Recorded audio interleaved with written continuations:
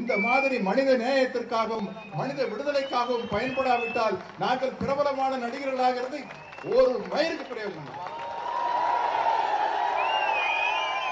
காசாவில் நடந்து கொண்டிருக்கும் படுகொலை என்பது பார்க்கவே சகிக்க முடியலைங்க.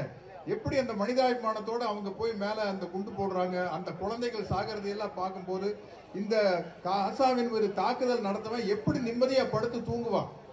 அவனுக்கு மனிதாபிமானமே இல்லையா? குரங்கிலிருந்து மனிதன் பிறந்தான்னு சொல்றாங்க. இவனுக்கெல்லாம் முழுசா மனுஷன் ஆகல, ஒரு ஆஃப் வேல் அப்படியே நின்றுட்டாங்க. அதனால்தான் அந்த புத்தி இருக்குது.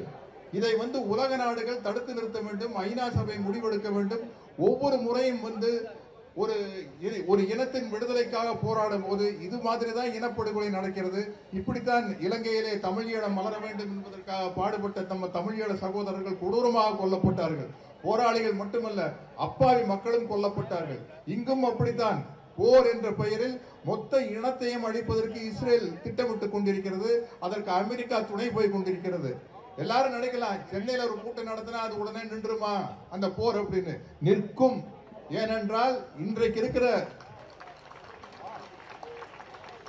இருக்கிற சோசியல் மீடியால நம்ம உலகத்தில் நடக்கிற அநீதிகளுக்காக எந்த ஒரு மூலையில் குரல் கொடுத்தாலும் அது உலகம் முழுக்க போய் சேர்ந்துடும். இன்னைக்கு ஒண்ணு இல்ல, அமெரிக்கால ஒரு பட்டாளத்தில் பணிபுரிகிற ஒரு பெண், இன்னொரு ஆண், அவர்கள் அமெரிக்கா அவங்களுக்கு ஏவுகணைகளும் ஆயுதங்களும் கொடுக்க கூடாது என்று கைது செய்யும் போது தனியாக ஒரு பெண்ணும் தனியாக ஒரு ஆணும் அந்த அமெரிக்க படையிலே வேலை செய்வர்கள் உறக்க குரல் கொடுத்திருக்கிறார்கள், எதை பற்றியும் கவலைப்படாமல். அதை எனக்கு மிகவும் அதை பார்க்கும் பொழுது அப்படி நம்மளுக்குள்ளே ஒரு உணர்ச்சி கொந்தளிக்கிறது. இந்த மாதிரி கூட்டத்தில் கலந்து கொள்வது எங்களை மாதிரி கலைஞர்களுடைய கடமை. இங்க இருக்கும் தலைவர்களுக்கும் அங்க இருக்கும் தோழர்களுக்கும் என்னுடைய மனமார்ந்த நன்றியை தெரிவித்துக் கொள்கிறேன். ஏன்னா சினிமாவில் நடிக்கிறோம், நானு தம்பி பிரகாஷ்ராஜ் நடிக்கிறோம், வெற்றிமாறன், நமது அமீர் எல்லாரும் நடிக்கிறோம். எல்லாம் அது ஒரு வியாபாரம். எங்ககிட்ட கொஞ்சம் திறமை இருக்குது, அந்த திறமையை வச்சு நாங்க சம்பாதிக்கிறோம், எங்க குடும்பத்தை காப்பாற்றுறோம். ஆனா எங்களுடைய பாப்புலாரிட்டி, எங்களுடைய பிரபல்யம், எங்களுடைய புகழ் இந்த மாதிரி மனித நேயத்திற்காகவும் மனித விடுதலைக்காகவும் பயன்படாவிட்டால் நாங்கள் பிரபலமான நடிகர்களாகிறது ஒரு மயிருக்கு பிரயோஜனம்.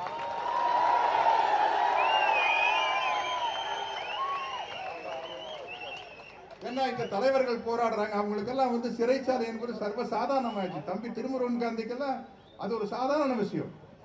இங்கே ஒடுக்கப்பட்ட மக்களுக்காக போராடி கொண்டிருக்கும் அத்தனை தலைவர்களும் அவங்களுக்கெல்லாம் இந்த போராட்டம், அது இது போலீஸ் அடிதடி, சிறைச்சாலை அப்படிங்கறதெல்லாம் தம்பி என் மரியாதைக்கு மதிப்புக்குரிமை எழுச்சி தமிழர் திருமாவளவனுக்கெல்லாம் அது ஒரு அவங்கெல்லாம் தான் ரியல் ஹீரோ, அவங்கெல்லாம் தான் உண்மையான ஹீரோ. இந்த மேடையில் உட்கார்ந்து இருக்கிறவங்க தான் ரியல் ஹீரோஸ், நாங்கள்லாம் நிழல் ஹீரோஸ். அதை புரிஞ்சுக்கணும்.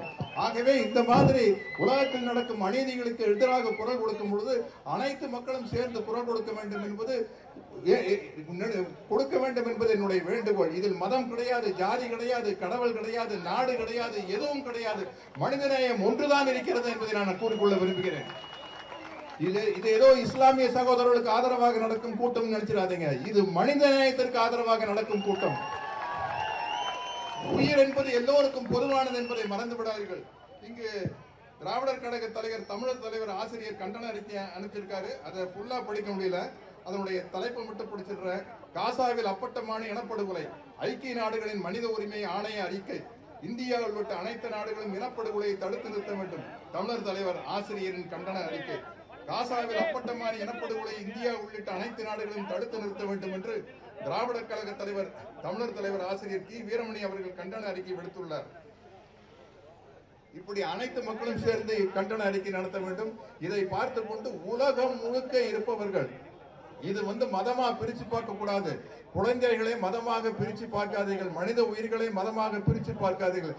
உலகத்தில் இருக்கும் அத்தனை மதத்தை சேர்ந்தவர்களும், இசத்தை சேர்ந்தவர்களும், நாட்டை சேர்ந்தவர்களும், கட்சியை சேர்ந்தவர்களும் இந்த இனப்படுகொலை தடுத்து நிற்பதற்காக உரத்த அளவில் குரல் கொடுக்க வேண்டும்.